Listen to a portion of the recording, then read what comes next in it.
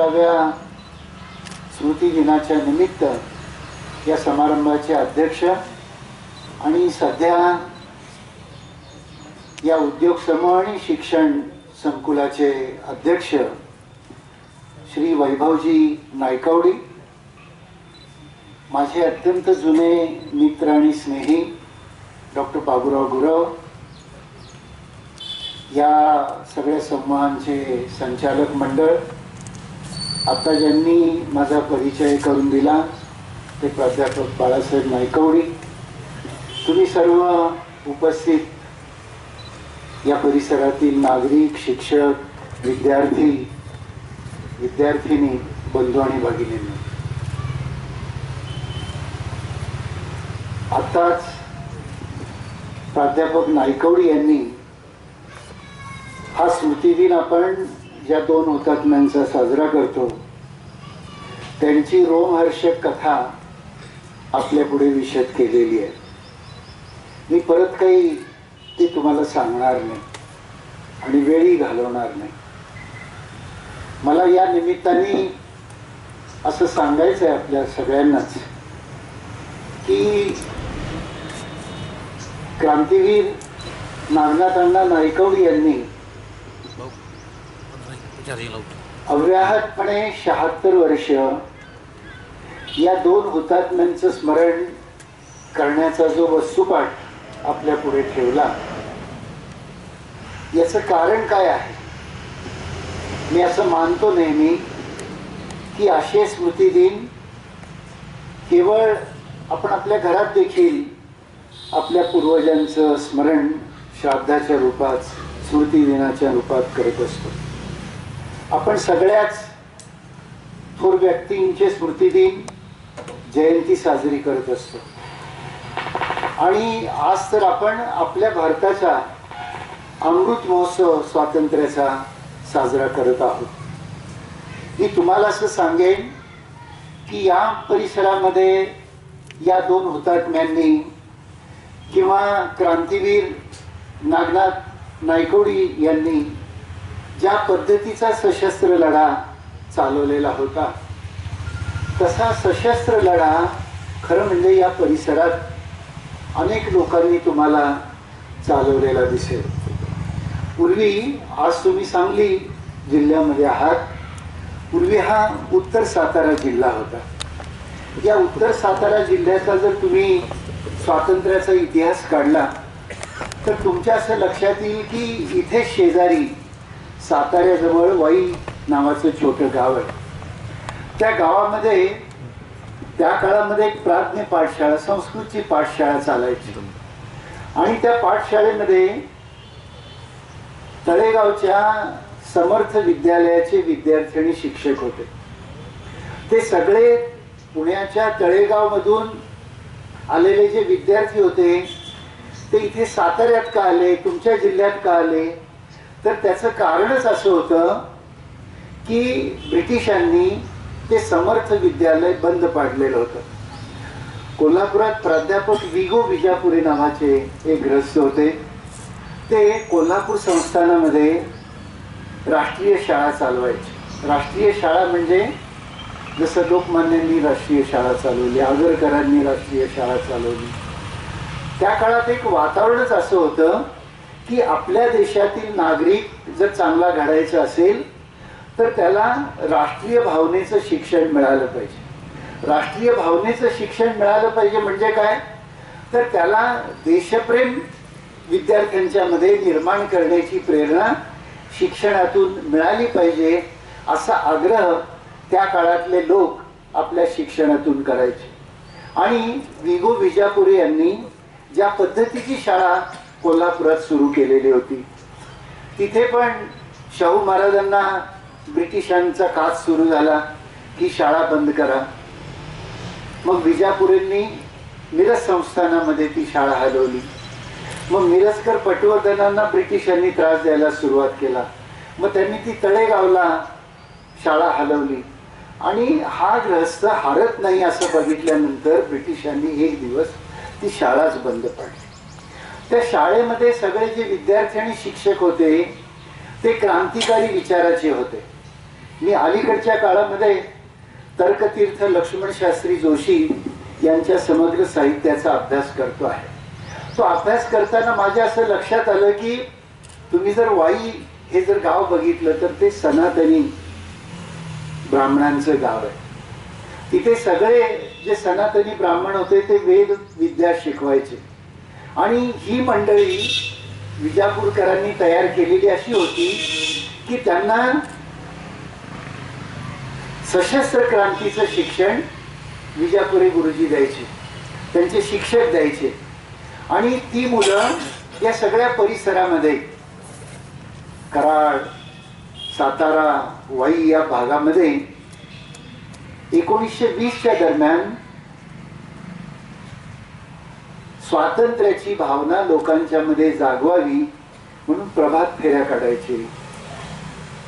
तर्कतीर्थांच्या जीवनामध्ये तुम्हाला असं दिसेल की तर्कतीर्थांनी क्रांतिसिंह नाना पाटील वगैरे या सगळ्या मंडळींना त्या काळात नागनाथ अण्णा पण त्यामध्ये होते, या सगळ्यांना शस्त्र पुरवण्याचं काम अनेक काळ तर्कतीर्थांनी तुम्हाला केलेलं दिसेल.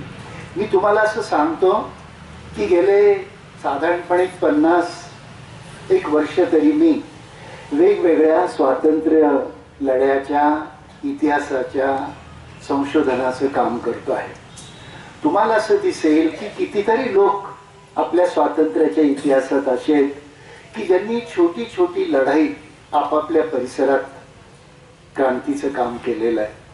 आपलं भारताला मिळालेलं स्वातंत्र्य जे आहे मित्रांनो, ते 2 मार्गांनी मिळालेलं स्वातंत्र्य आहे. एकीकडे महात्मा गांधींच्या नेतृत्वाखाली आपण निशस्त्र क्रांतीचं काम करत होतो आणि दुसरीकडे सशस्त्र क्रांतीचं पण काम छोटे छोटे गट करायचे. म्हणजे 1976 साली मी मार्क्सवादाचा अभ्यास करत होतो. मार्क्सवादाचा अभ्यास करताना माझ्या लक्षात काय आलंय की तेव्हा पाकिस्तान आणि भारत हा हिंदुस्थान नावाने देश ओळखला जायचा. त्या हिंदुस्थानामध्ये त्या काळात कराची आणि लाहोरमध्ये रिपब्लिकन रिव्होल्युशनरी आर्मी नावाची एक आर्मी काम करायची की ज्याच्यामधून भगतसिंग निर्माण झाले. त्याच्यातून अमिताभ बच्चन यांचे वडील हरिवंशराय बच्चन तयार झाले. त्यांच्यातून यशपाल सारखा एक क्रांतिकारी तयार झाला जो पुढे हिंदीचा मोठा लेखक झाला. या सगळ्या मंडळींनी त्या काळामध्ये ही सगळी कॉलेजची तरुण पोरं होती. जसे नागनाथ अण्णा नायकवडी तरुण होते, नानक सिंह तरुण होते, किसन अहिर तरुण होते जे पैलवान होते. ही सगळी मंडळी त्या काळची तरुण रक्ताची जी मंडळी होती त्यांना असं वाटायचं की स्वातंत्र्य हे गांधींच्या मार्गाने मिळवणं म्हणजे लांब पल्ल्याचं युद्ध करणं आहे. शॉर्टकटनी जर युद्ध करायचं असेल, स्वातंत्र्य लवकर मिळवायचं असेल तर सशस्त्र क्रांतीशिवाय त्याला दुसरा पर्याय नाही. म्हणून रिपब्लिकन रिव्होल्युशनरी आर्मी ही लाहोर कराची या भागामध्ये काम करायची की ज्याच्यामध्ये ही सगळी मंडळी होती. अगदी अज्ञे नावाचे हिंदीचे मोठे कवी पण त्याच्यामध्ये सक्रिय होते. जसं इथे नागनाथ अण्णा शस्त्र जमवायचे, तिकडे बॉम्ब वगैरे तयार करण्याचं काम या मंडळींनी केलेलं होतं. जसं अण्णांनी बॉम्ब तयार करण्याचं पण एक टेक्निक आपल्याकडे कसं विकसित करता येईल असा प्रयत्न त्या काळामध्ये चालवलेला होता. याच परिसरामध्ये मी तुम्हाला सांगेन की मानवेंद्र रॉय यांची एक परिषद झाली होती की डॉक्टर मानवेंद्र रॉय पण गांधींच्या काँग्रेसमध्ये असं मानणारा एक वर्ग होता ज्याला समाजवादी काँग्रेसमन असं मानलं जायचं. गांधीजी, नेहरू, पटेल वगैरे त्यांना फार महत्त्व द्यायचे नाही. पण ही सगळी मंडळी ज्याच्यामध्ये जे प्रकाश नारायण होते, मानवेंद्र रॉय होते, ही सगळी मंडळी असं गांधीजींना आणि काँग्रेसच्या लोकांना असं सांगायची की तुम्ही ज्या पद्धतीचं स्वातंत्र्य मिळवू पाहता त्याला कदाचित 100 वर्षाची वाट पाहायला लागेल आणि आम्हाला इतकं लांब पल्ल्याची लढाई खेळायची नाही. आम्हाला या देशाला लवकर स्वातंत्र्य मिळवून द्यायचं आहे. म्हणून क्रांतिकारकांचा एक मोठा गट जागोजागी काम करायचं. अगदी या परिसरात पण तुम्ही असं पाहाल की जसा क्रांतिसिंह नाना पाटील यांचा गट होता, अण्णांचा गट होता, असे छोटे छोटे गट आपापल्या परिसरामध्ये काम करायचे आणि लोकांना असं वाटायचं की हे स्वातंत्र्य लवकर मिळालं पाहिजे. आणि मग त्यामध्ये अनेक हुतात्मे झाले, ज्यांचा आज आपण स्मृतिदिन साजरा करतो आहोत. हे 2 हुतात्मे देखील अशाच सशस्त्र क्रांतीच्या लढ्यामध्ये ज्यांनी प्राण गमावले अशी ही 2 वीर मंडळी होती. या सगळ्या स्वातंत्र्यवीरांनी, जी.डी. बापू लाड होते क्रांती अग्रणी, ही सगळी मंडळी यांचं एक स्वप्न होतं की या देशाला लवकरात लवकर स्वातंत्र्य मिळावं आणि आपला देश ब्रिटिशांच्या साम्राज्यातून मुक्त व्हावा. अशा ब्रिटिशांच्या साम्राज्यातून की त्यांच्याशी दरपोक्ती होती. प्रत्येक सत्ताधीश जो असतो मित्रांनो, हा दरपोक्ती करत असतो. आपण वर्तमानात पण अशा दरपोक्तीचा अनुभव रोज घेतो आहोत. सध्याचं आपलं केंद्रीय शासन जे आहे ते देखील अशाच प्रकारचा दरपोक्तीचा एक वैचारिक साम्राज्यवाद भारतामध्ये निर्माण करू इच्छित आहे. हे सगळे स्मृतिदिन आपण दरवर्षी का साजरे करतो असं जर तुम्ही मला विचाराल तर प्रत्येक काळामध्ये व्यवस्थेविरुद्ध बंड करण्याची आवश्यकता असते. आज आपण 2022 साली जेव्हा या 2 हुतात्म्यांचा स्मृतिदिन साजरा करतो, हे काही चटावरचं श्राद्ध नाही, हा काही कर्मकांडाचा उपचार नाही मित्रांनो. डॉक्टर क्रांतीवीर नायकवडे अण्णांनी सतत 76 वर्ष साने गुरुजींना घेऊन आजपर्यंत दरवर्षी हा स्मृतिदिन साजरा करण्याचा प्रघात का पाडला तर कधी कधी मित्रांनो असं सांगितलं जातं की समाज हा विस्मरणशील असतो, की इतका विस्मरणशील असतो. आणि आता तर आपण ज्या पद्धतीचं मित्रांनो सगळे जीवन जगतो आहोत, आता कृतज्ञता नावाची गोष्ट घराघरातून हद्दपार होते आहे. मगाशी बाळासाहेब नायकवडी माझा परिचय करून देताना असं सांगत होते की मी काही सामाजिक काम करतो. मी अनाथाश्रम चालवतो, वृद्धाश्रम चालवतो, मतिमंदांच्या संस्था चालवतो, अपंगांच्या संस्था चालवतो. ह्या सगळ्या संस्था चालवत असताना मला लक्षात आलेली गोष्ट अशी की घरोघरी आता माणसाचं जीवन उद्ध्वस्त व्हायला लागलेलं आहे. ते कशा अर्थाने उद्ध्वस्त व्हायला लागलेलं आहे? क्रांतीवीर नायकवडी यांच्याबद्दल मी असं ऐकून आहे की महाराष्ट्रात तुम्ही अनेक साखर कारखाने पाहता. म्हणजे काही साखर कारखाने आणि खरं म्हणजे अधिकांश साखर कारखाने, महाराष्ट्रातले अधिकांश साखर कारखाने उद्ध्वस्त झालेले, की शेतकऱ्यांच्या जीवावर उभारलेले कारखाने आज प्रायव्हेट इंडस्ट्रीज मध्ये रूपांतर झालेलं आहे. मी परवाच पोरल्याच्या कारखान्यामध्ये गेलो होतो काही कामासाठी, असंच एका अनाथ मुलाला नोकरी लावण्यासाठी म्हणून गेलो होतो. तिथे दालमिया नावाचे उद्योगपती तो कारखाना चालवतात. तोही पूर्वी सहकारी साखर कारखाना. तुम्ही असं पाहाल अनेक साखर कारखान्यांचा इतिहास मला माहिती आहे की ज्या शेतकऱ्यांच्या घामावर हे सहकारी साखर कारखाने उभारले ते सगळे तोट्यात गेलेले आणि खाजगी झाल्यावर ते लगेच फायद्यात येते.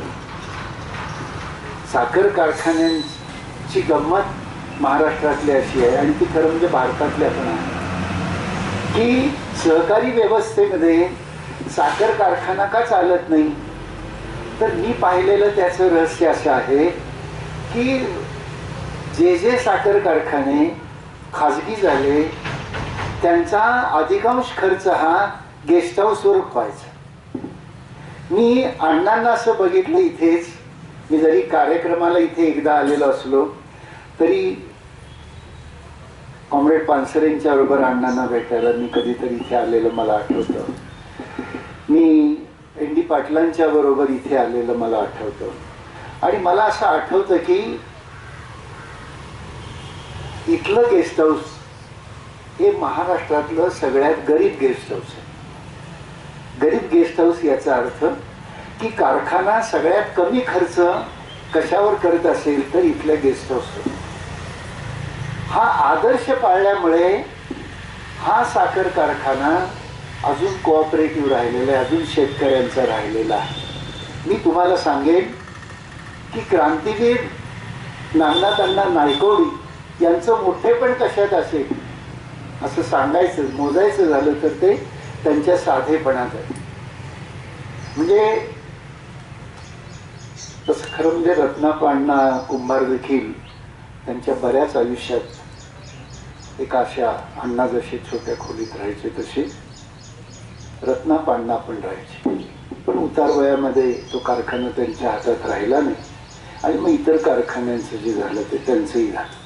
मला तुम्हाला सांगायचं मित्रांनो असं की तुम्ही अशा परिसरामध्ये शिकता वाढता आहात की ज्या परिसरामध्ये अजून वैचारिक वारसा जपण्याचा आणि नव्या पिढीमध्ये तो देण्याचा उपक्रम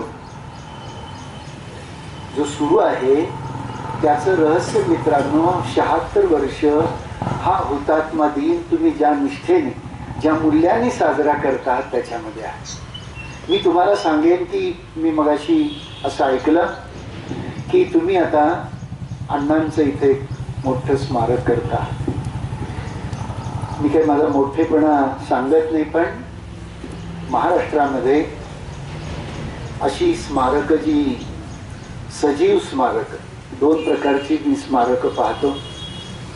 एक निर्जीव स्मारक असतात आणि काही सजीव स्मारक असतात.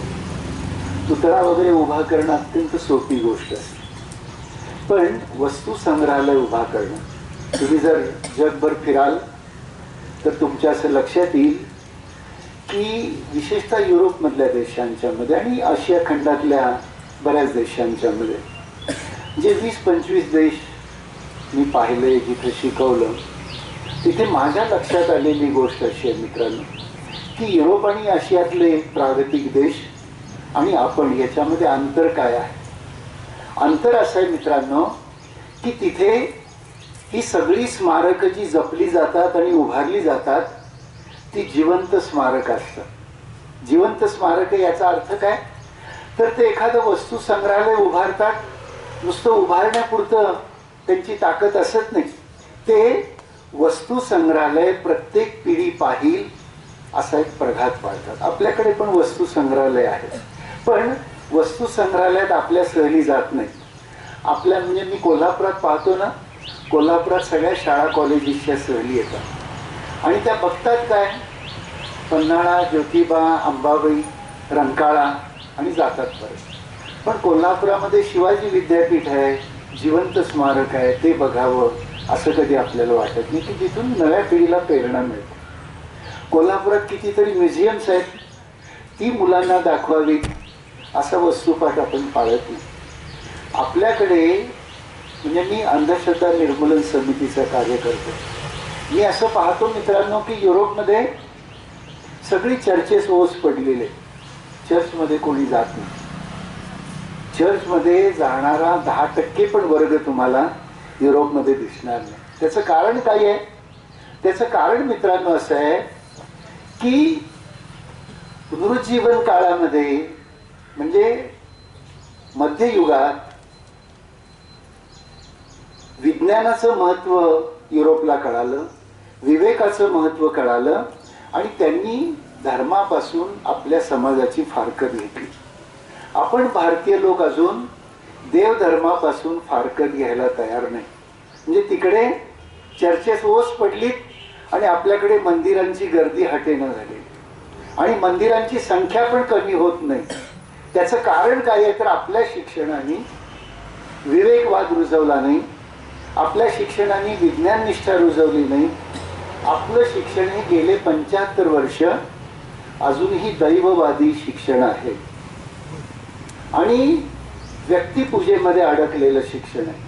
युरोपमध्ये तुम्हाला असं दिसेल की ते एखादं म्युझियम तयार करतात किंवा स्मारक तयार करतात, तर ते स्मारक बघितल्यानंतर नव्या पिढीला प्रेरणा मिळाली पाहिजे. मला आठवतं की 2002 साली आम्ही शिवाजी विद्यापीठामध्ये वि स खांडेकर यांचं संग्रहालय तयार केलं आणि शाळेच्याच विद्यार्थ्यांना आम्ही उद्घाटनाला बोलवलं होतं. खांडेकरांची शाळा होती कोल्हापुरात, त्या सगळ्या विद्यार्थ्यांना बोलवलं. ते म्युझियम बघितल्यानंतर अशीच एक मुलगी होती, तिला मी म्हटलं की म्युझियम बघून तुला बेटा काय वाटलं, तर ती म्हटली की मला खांडेकर व्हावंसं वाटलं. म्युझियम बघितल्यानंतर त्या पिढीला त्यातून प्रेरणा मिळाली पाहिजे आणि तसं आपण वागावं. आज तुम्ही स्मृतिदिन साजरा करता, मी तुम्हाला असं विचारेन की किती लोकांना असं वाटतं की या देशामध्ये क्रांती झाली पाहिजे? हात वर कराल? किती विचारपूर्वक हात वर करायला लागले पहा. म्हणजे करू का नको, करू का नको. मी तुम्हाला उदाहरण सांगतो, हे परत शिक्षणाचेच परिणाम आहेत बरं का. थंडा करके खाओ. आपल्या शिक्षणाने आपल्याला जिवंत माणसं नाही घडवली मित्रांनो. मी तुमच्या सगळ्या शिक्षण, मी पण त्यात आहे. मी काही मला वजा करून बोलत नाही. पण मला जेव्हा इतर देश दिसतात, मी जपानमध्ये होतो 96 साली, मला आठवतं की जपानमध्ये एक पोलीस नाही. का पोलीस नाही? तर शिस्त शाळेमध्ये शिकवली जाते. जपानमध्ये तुम्हाला कधीच पोलीस दिसणार नाही. जपानमधली मिलिटरी सगळ्यात जगातली कमी मिलिटरी आहे. तरी त्या मिलिटरीनी पुतीनला सांगितलंय की गडबड करू नका, अजून आम्ही जिवंत आहोत. कालच जपानच्या पंतप्रधानांनी सांगितलंय युक्रेनवरच्या हल्ल्याच्या संदर्भात की स्टील वी आर अलाइव्ह, आम्ही अजून जिवंत आहोत हे विसरू नका, कारण आम्ही दुसऱ्या महायुद्धाचे झटके खाल्लेले लोक आहोत. जपान जो उभारला, मगाशी बाळासाहेब नायकोडीच असं म्हणले की आपल्याला स्वातंत्र्य सवलतीत मिळालेलं आहे आणि कन्सेशन मध्येच मिळालेलं आहे. खरं आहे. तुम्हाला स्वातंत्र्य मिळतं कसं हे पाहायचं असेल ना, तुम्ही केव्हा तरी जपानला जा, हिरोशिमा नागासाकीचं स्मारक बघा. काही नाही स्मारक आहे, एक दगडाची शिळा आहे, जळलेला दगड. आता जळलेला दगड तुम्ही म्हणा कसला असतो, तर अणुबॉम्ब पडल्यानंतर एक शिळा जळाली होती. म्हणजे त्या ॲटॉमिक रिॲक्शननी चेहऱ्यावर पूर्वी देवीचे व्रण असायचे ना, ओमपुरी तुम्ही बघितला असेल न, त्याचा चेहरा जसा आहे तसा तो दगड, आणि तो दगड त्यांनी हिरोशिमा नागासाकीच्या स्मारकावर लावलेला. मोठी शिळा, जळलेली शिळा. ती शिळा काय सांगते की परत या पृथ्वी तलावर अणुयुद्ध होता कामा नये, यासाठी आम्ही काम करू. काल जपाननी न बोलवता युक्रेनच्या बाजूने लढाईत भाग घेतला. कारण काय, तर कोणत्याही दुर्बल घटकावर हल्ला होता कामा नये असा जपानचा शिरस्ता आहे. कारण जपाननी दुसऱ्या महायुद्धामध्ये हे अनुभवलेलं मित्रांनो. 96 साली मी जपानमध्ये गेलो होतो ना, दुसऱ्या महायुद्धामध्ये ज्यांना रेडिएशन झालं होतं, म्हणजे अणूचा परिणाम ज्यांच्यावर झाला होता, असे शेवटचे 12 लोक जपाननी जगवलेले मी एका वृद्धाश्रमात पाहिलेले. ते असं सांगत होते की ही 12 मंडळी जी आहेत ही आमची प्रेरणा आहे. ही 12 नागरिक आम्हाला असं सांगतात की हिंसेचा पुरस्कार परत करायचा नाही आणि कुणाची गुलामी परत पत्करायची नाही. म्हणून त्यांनी त्या 12 लोकांना तळहाताच्या फोडासारखं जपलेलं होतं. मी ते वृद्धाश्रम पाहायला गेलो होतो. तिथल्या राजांनी मला बोलवलेलं होतं. बोलवलं होतं कशासाठी, तर बोलवलं होतं अशासाठी, त्या राजाचं माझ्याकडे अजून पत्र आहे जपानच्या, की ते असं म्हटले की भारतासारखा गरीब देश वृद्धाश्रम चालवतो, अनाथाश्रम चालवतो, पण तिथे माणसांच्या चेहऱ्यावर हास्य आहे आणि आम्ही इथे लाखो येन खर्च करतो, तरी आमच्या चेहऱ्यावर, आमच्या वृद्धाश्रमातील माणसांच्या चेहऱ्यावर, अनाथ आश्रमातील मुलामुलींच्या चेहऱ्यावर हास्य नाही. राजा मला असं विचारत होता, आणि तनाका नावाचे पंतप्रधान होते, ते मला विचारत होते की तुम्ही काय करता. मी त्यांना सांगितलं आम्ही काही करत नाही, आम्ही फक्त प्रेमाने माणसांना जगवतो, आमच्याकडे प्रेमाशिवाय दुसरं काही नाही भांडवल. मग म्हटले त्यांना कळेना ते मी काय म्हणतो ते. तर म्हटलं साधी गोष्ट आहे हो, म्हणजे बाळं होती अशी छोटी पाळण्यातली, तर सगळं होतं, फक्त बाळाला कोण हात लावत नव्हतं. सगळं होतं पण वृद्धांना कोण हात लावत नव्हते. एक वृद्ध होता, 10 वर्ष त्याच्या डोळ्यांची उघडझाप बंद झालेली होती. सगळं सेन्सॉरवर काम चाललेलं होतं, सगळं रिमोटवर काम चाललेलं होतं, सगळं यंत्रावर काम चाललेलं होतं.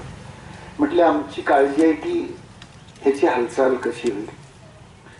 मी म्हणलं की तुम्ही मला एक 4 दिवस द्या, त्याची हालचाल होईल. काही नाही, मी जाऊन नुसता हातात हात घ्यायचो त्याचा आणि बसायचो. 3ऱ्या दिवशी त्यानं डोळ्याची हालचाल केली होती. स्पर्श नावाची गोष्ट ही माणसाची पहिली गरज असते. हे समृद्धीने येत नाही मित्रांनो, ते दारिद्र्यातूनच निर्माण झालेलं मानवी व्यवहार आहे. तुम्हाला असं दिसेल जगामध्ये आपला भारत गरीब आहे खरं आहे, पण गरीब भारत अजून माणुसकीला पारखा झालेला नाही. तुम्ही 76 वर्षानंतर स्मृती दिन साजरा करताना युरोपमध्ये हा प्रघात नाही. दुसऱ्या वर्षी आई बापाला विसरणारा समाज तिथे निर्माण झालेला आहे. आपण सगळेजण हे करतो याचं कारण असं की आपण काही मूल्य मानलेली आहे. भारतीय समाज व्यवस्थेमध्ये सगळ्यात मोठी गोष्ट कोणती असेल तर आपली मूल्य व्यवस्था. मग कृतज्ञतेचं मूल्य असेल, स्मरणाचं मूल्य असेल, प्रामाणिकपणाचं मूल्य असेल.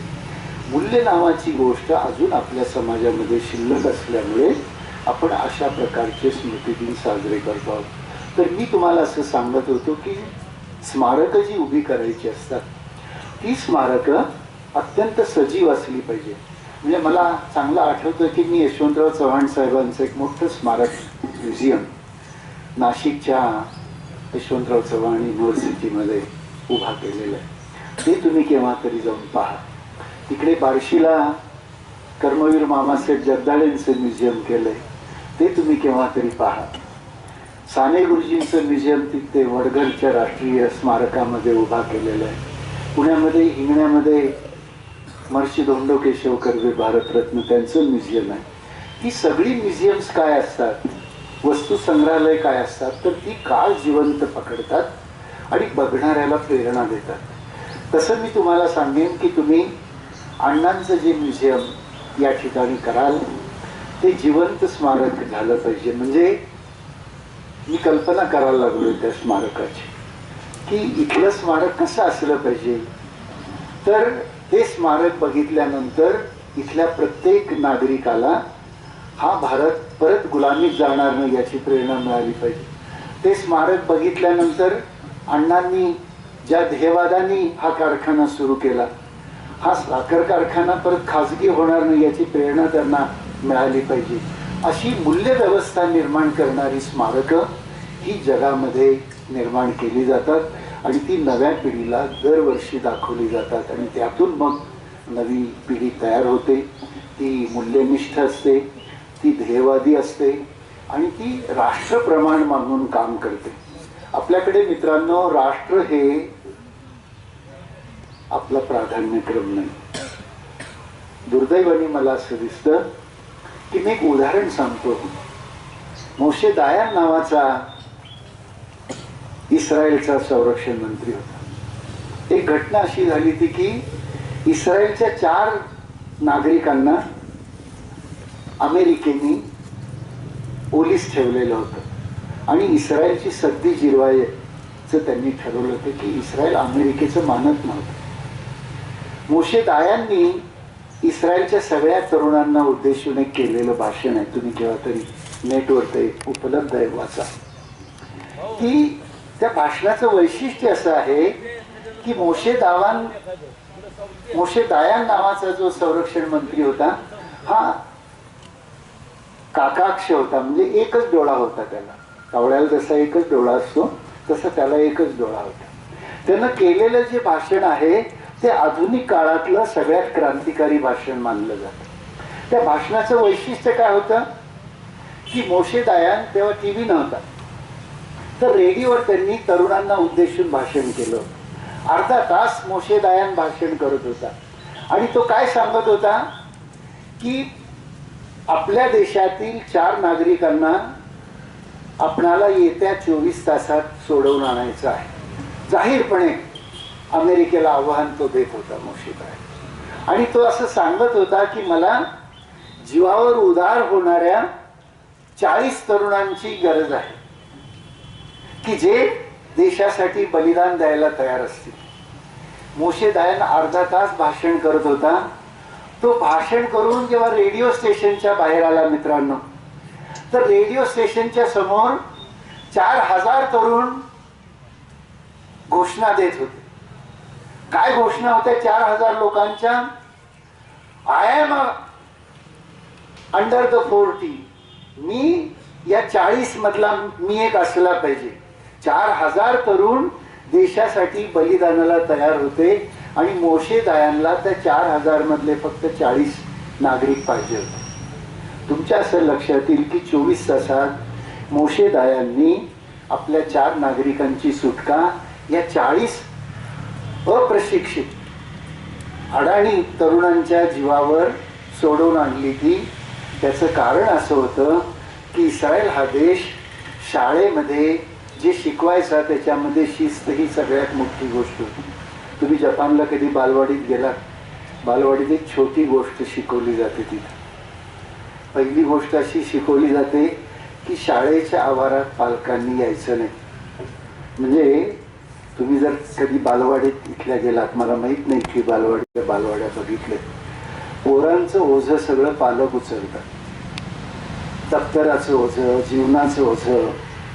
अलीकडे तर भारतीय पालकांनी ठरवूनच टाकलेलं आहे, असं जगात कुठे नाही. काय ठरवून टाकलंय? पोरांनी काही करायचं नाही. पालकांनी काय ठरवलंय? पोरांनी काही करायचं नाही, त्याचं सगळं आम्हीच करणार. त्याचा संसार आम्हीच थापून देणार, त्याचा फ्लॅट आम्हीच घेऊन देणार, त्याची गाडी आम्हीच घेऊन देणार.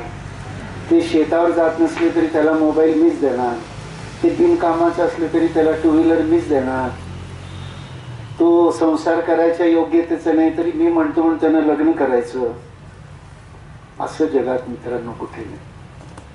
तिथल्या बालवाडीमध्ये शिकवलं जातं की मुलांचं दप्तर मुलांनीच घ्यायचं, मुलांचं ओझं मुलांनीच उचलायचं, मुलांचा संसार मुलांनीच करायचा.